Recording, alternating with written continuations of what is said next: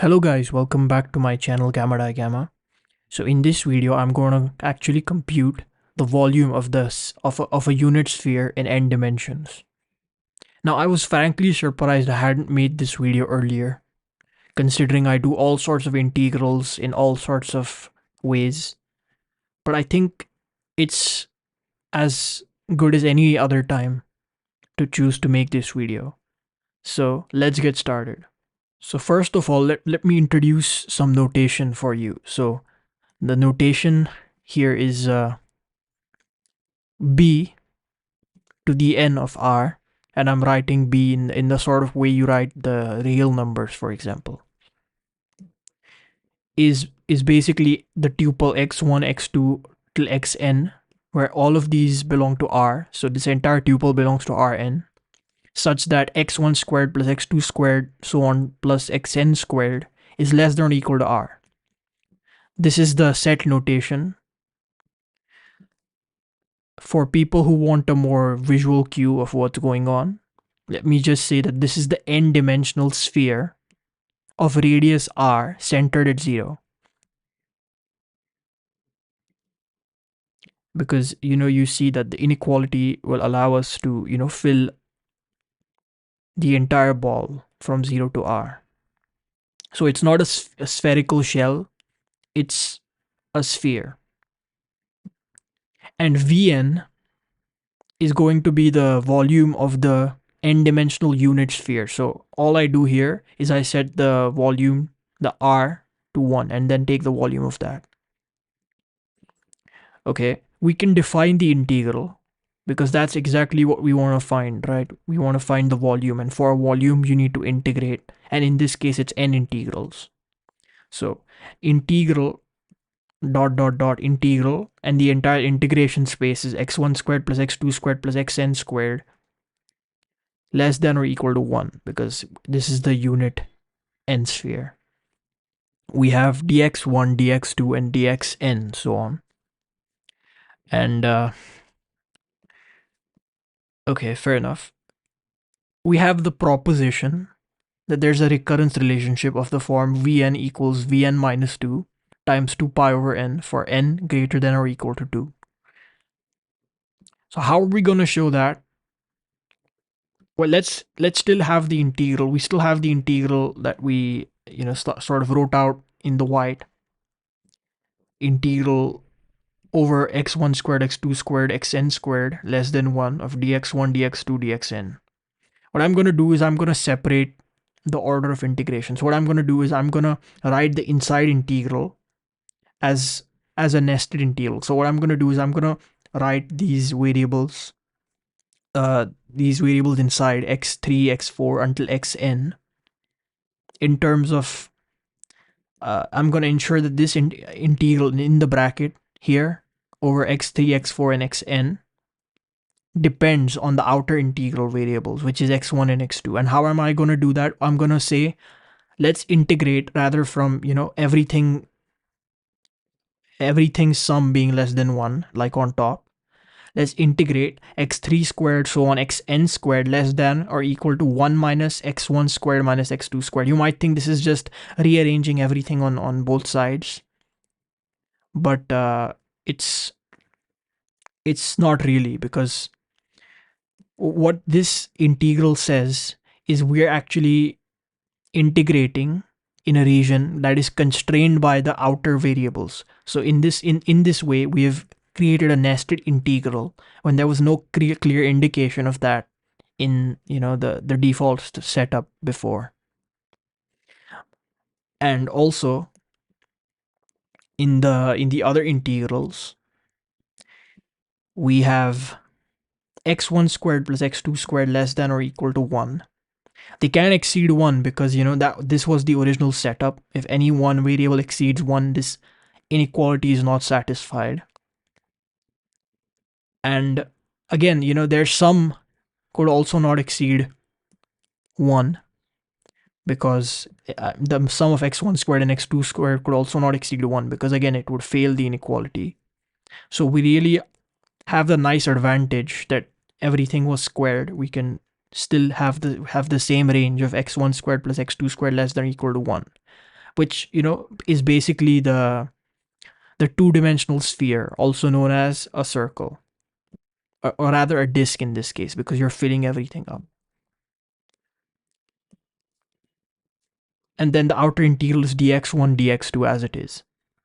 Fair enough. We can recognize that the inner integral is actually the volume of the n minus 2-dimensional ball of radius square root 1 minus x1 squared minus x2 squared. It's very suggestive. Look at the bounds of integration in the inner nested integral. We have how many variables? 3 till n. We have, that's n minus 3 plus 1, n minus 2 variables. And the radius of this of this equation, in this equation, is the square root of 1 minus x1 squared minus x2 squared. If you just compare this with the standard form of an n sphere of radius r.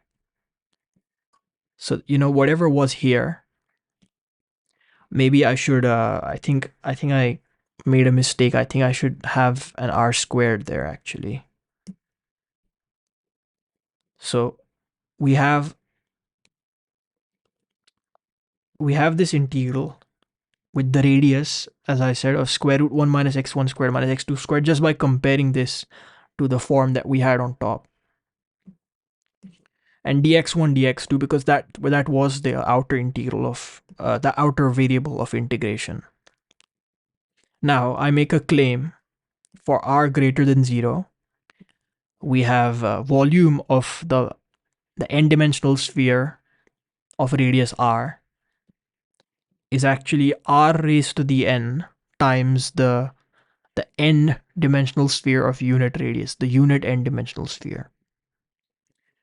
Now this, you can argue by some dimensional analysis method, but I'm being a little more rigorous here. So volume of the n-dimensional sphere of radius r can be expressed by this integral. So integral dot dot integral on the range x1 squared plus dot dot dot xn squared less than or equal to r squared dx1 dx2 till dxn.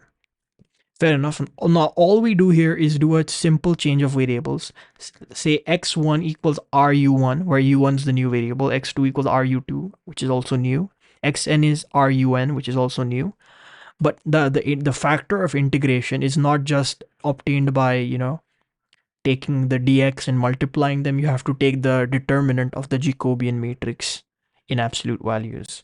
So the determinant of the Jacobian is just going to be the determinant of this this diagonal square matrix where each entry is r. So we have r to the n, and our final expression just becomes integral. Now the range of integration is u1 squared until un squared less than or equal to 1, because that's how we defined our variable. We sort of normalized our coordinate system. And we have r to the n from the determinant of the Jacobian, du1, du2, dun. And we can pull the r out because r is a constant, r to the n, and the inside integral is just the n-dimensional unit sphere's volume, which is vn.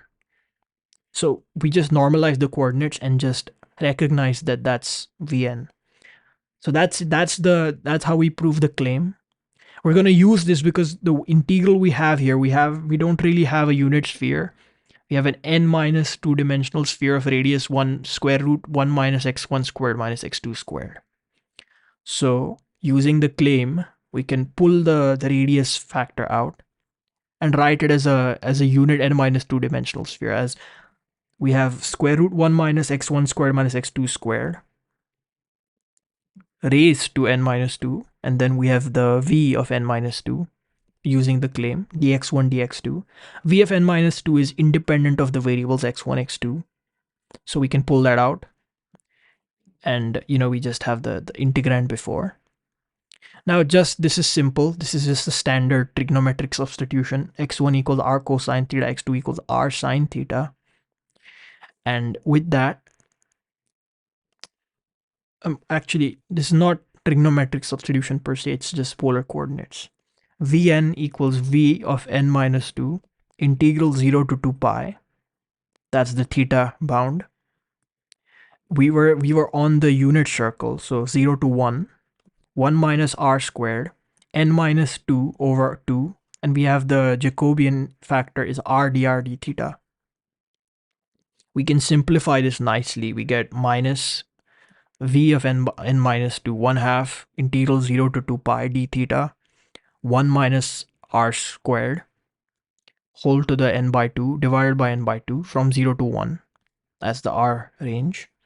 And all of this, if you just simplify it, and this integral was pretty standard, I'm just skipping steps, is v of n minus 2 times 2 pi over n. Fair enough. And that is us proving the proposition we had, that we indeed have a recurrence relationship between the Vn and the Vn minus 2, the term, the volume of the unit sphere that's 2 dimensionals less than, the one we started with, along with this this factor in terms of n. So we can actually build a sequence from this recurrence relationship. So the sequence is v of n equals v of n minus 2 pi over n.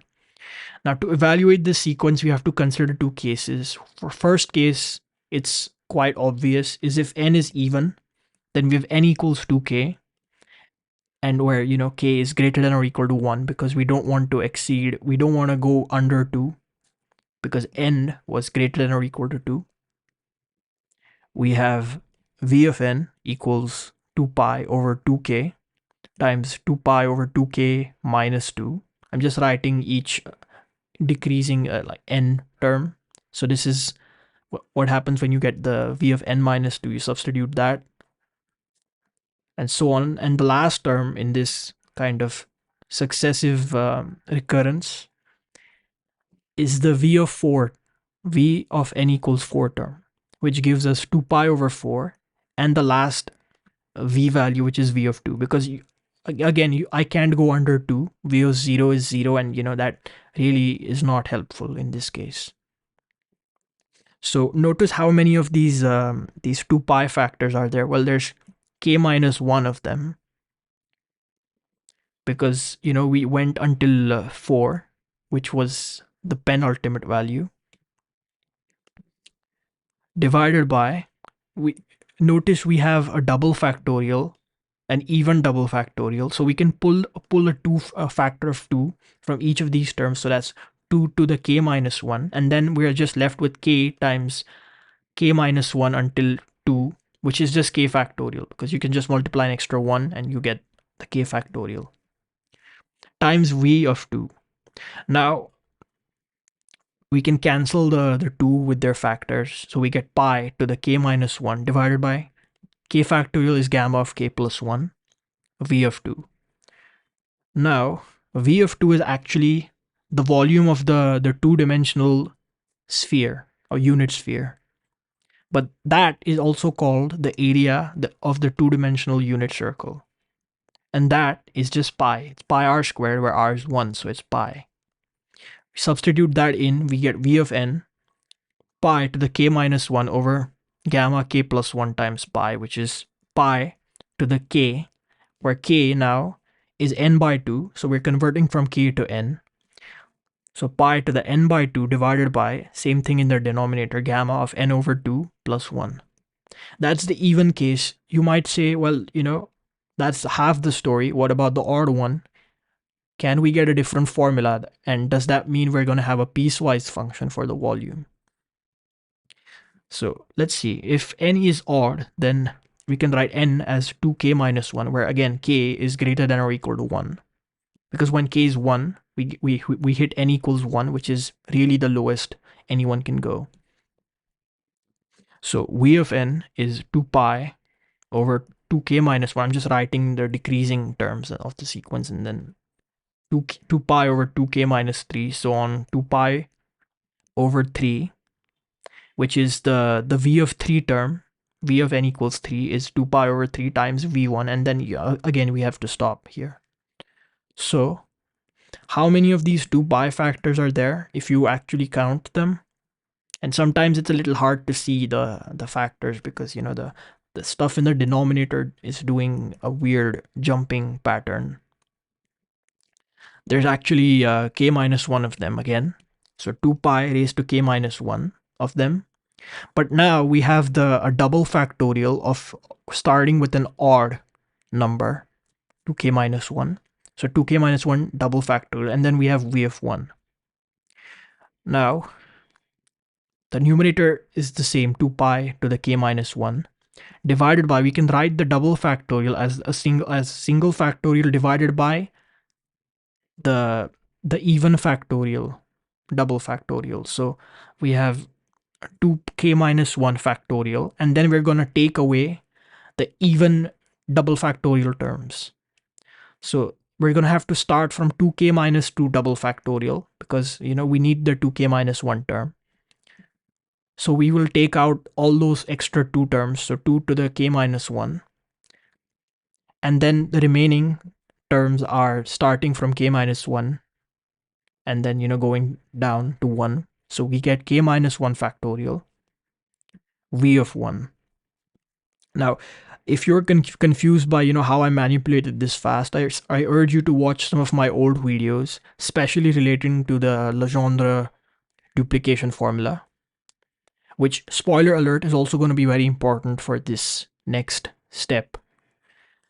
But I'm sort of speed running this because I'm assuming you have watched that video, or, you know, a video where I also do that. There's many videos I think I do that. Gamma functions require these kinds of things. Anyways, we end up with pi to the k minus 1, 2 to the 2k minus 2 divided by gamma of 2, because 2k minus 1 factorial is gamma of 2k. We have gamma of k and then v of 1.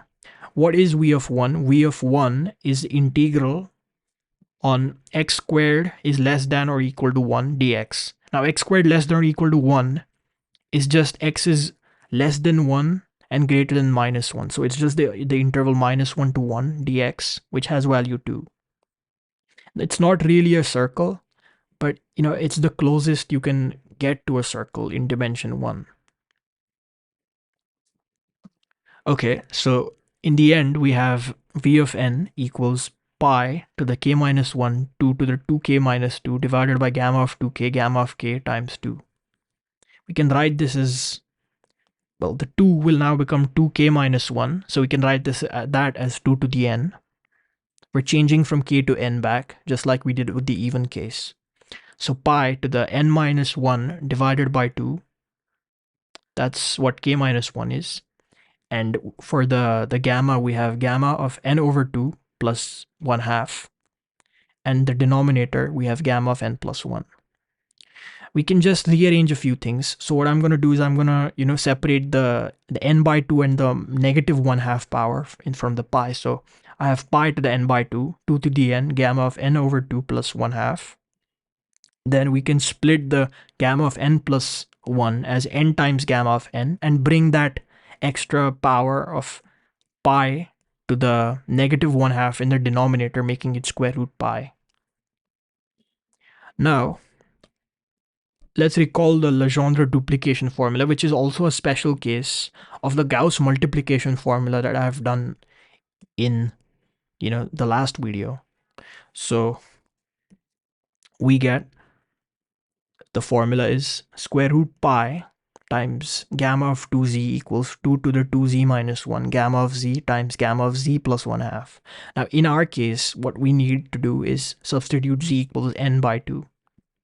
So when I do that, I see that the denominator is basically just the left hand side of the gamma, the Legendre duplication formula, barring the n prefactor, of course.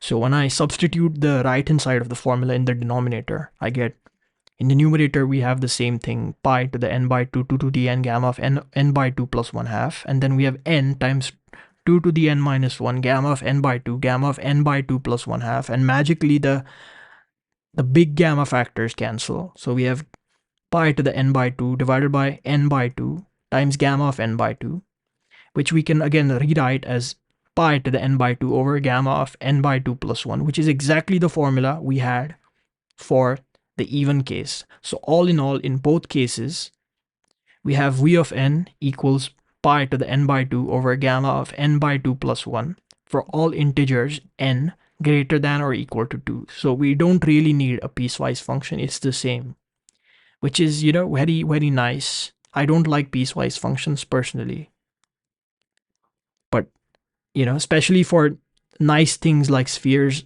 we really shouldn't be needing piecewise functions. But again, there's all sorts of things in math with even and odd dimensions and whatnot. Moving on, I think I also promised in the title of this video to prove the surface area, to evaluate the surface area of the n-dimensional sphere, unit sphere. So let's introduce that terminology. So just like the volume, we're gonna have the surface area of an n-dimensional sphere of radius r centered at 0 is s of b to the n of r is s of n times r to the n minus 1, where Sn is the surface area of the n-dimensional unit sphere of radius. Well, of course, it's unit sphere, so its radius is 1 centered at 0. And another way, a quick way to show this is actually, using the same integral normalization technique that we did for the volume part. So s of b to the n of r is basically this integral, this n minus 1 dimensional integral, because this is the boundary of the n dimensional manifold. So we get x1 squared plus dot dot dot xn squared equals r squared. There's no inequality, there's an equality now because we're on the boundary.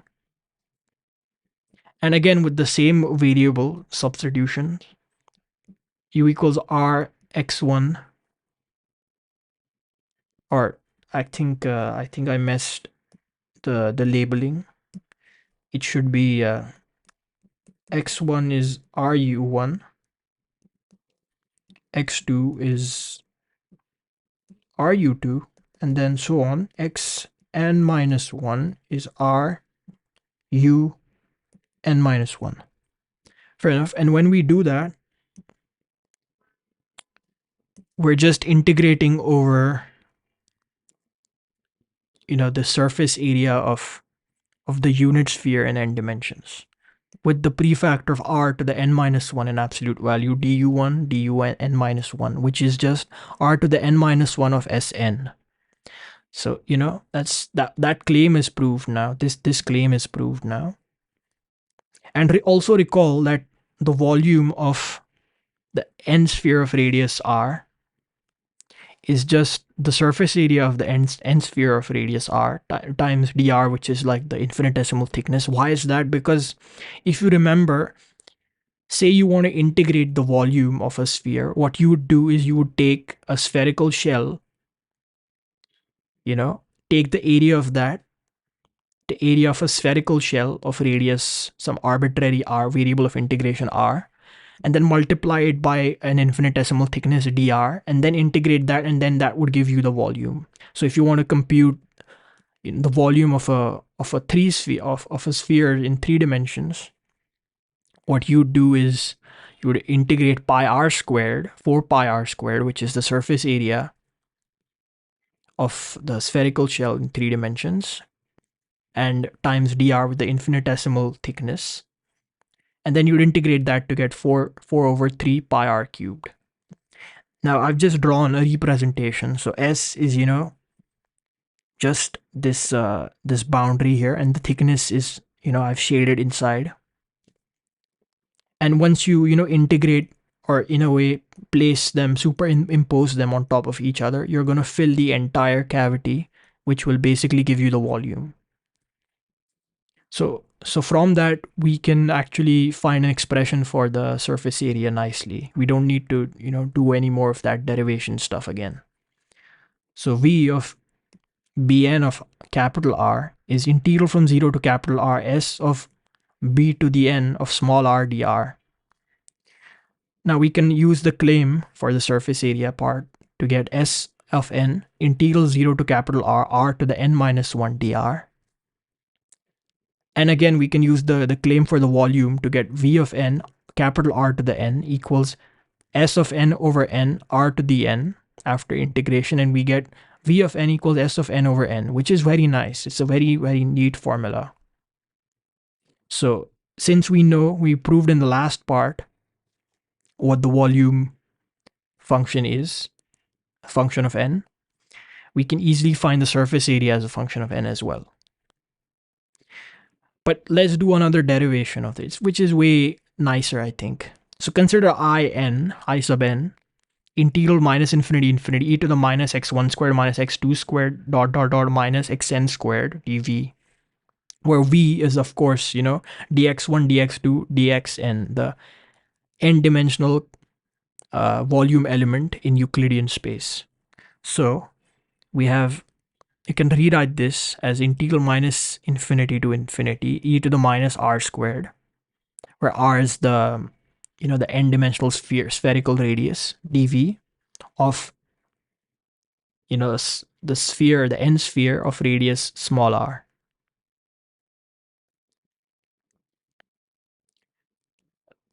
Because this is just choosing those coordinates that we have.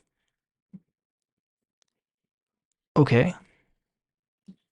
So we know that dv of an n sphere of radius r is s of n r to the n minus 1 times dr.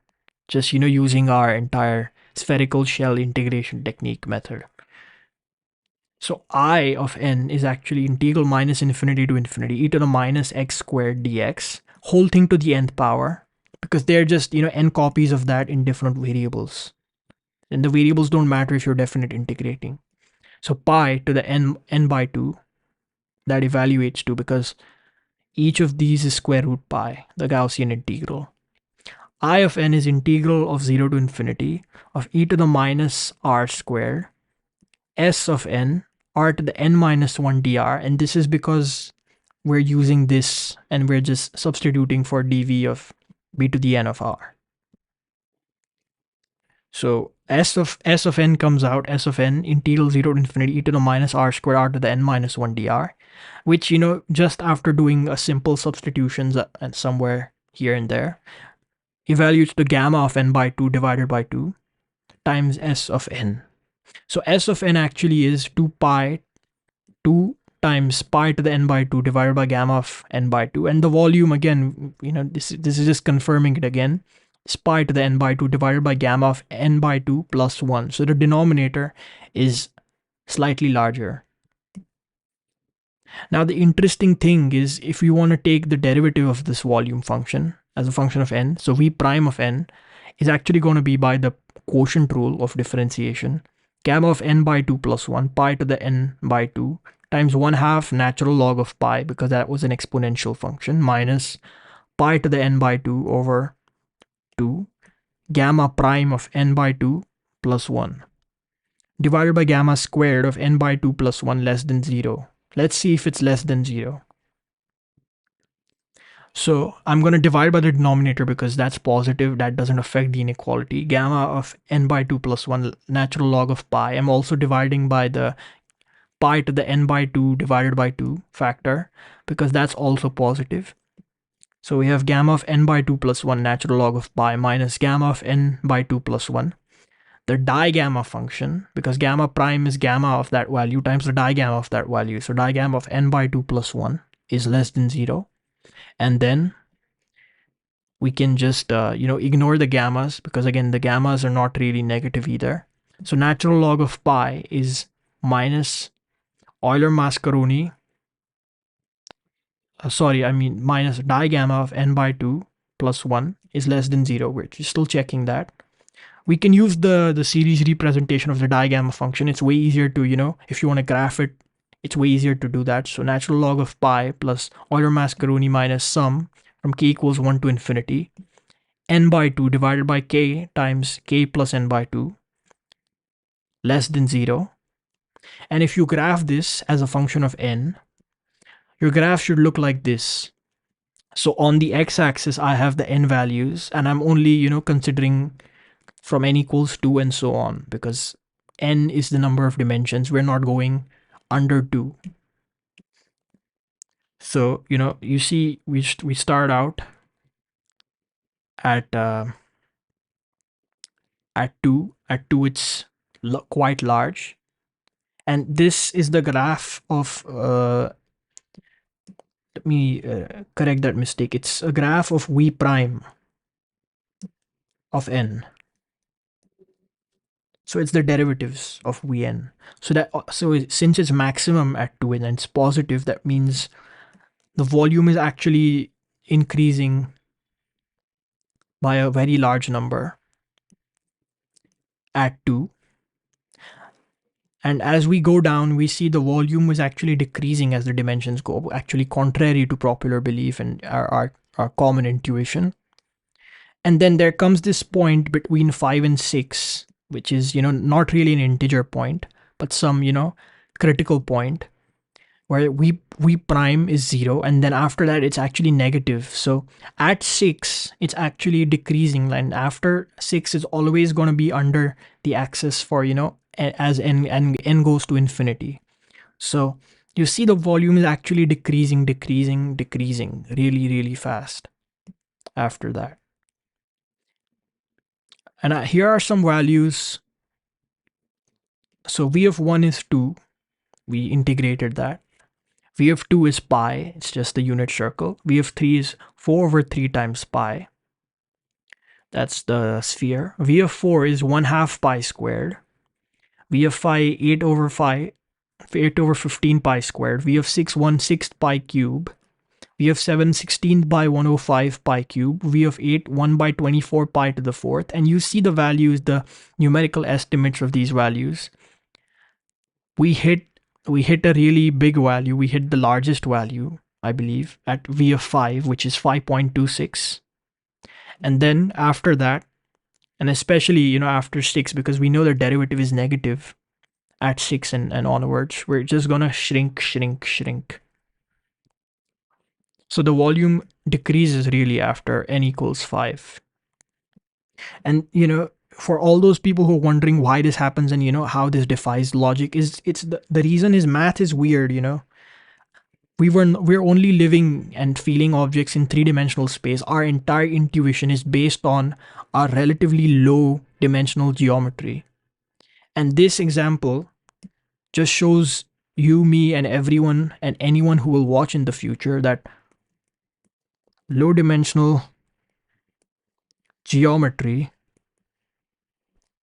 does not really go well with high dimensional geometry. That means that something that happens in low dimensional geometries may not really happen in high dimensional geometries. And that's fine, because that's how math is, and we actually have the math to back this reasoning. We're not Aristotle babbling around in ancient Greece and talking about our daydreams. This is mathematics. This is some serious business. I mean, it's surprising to me. I don't know if it was to you. Do let me know in the comment section.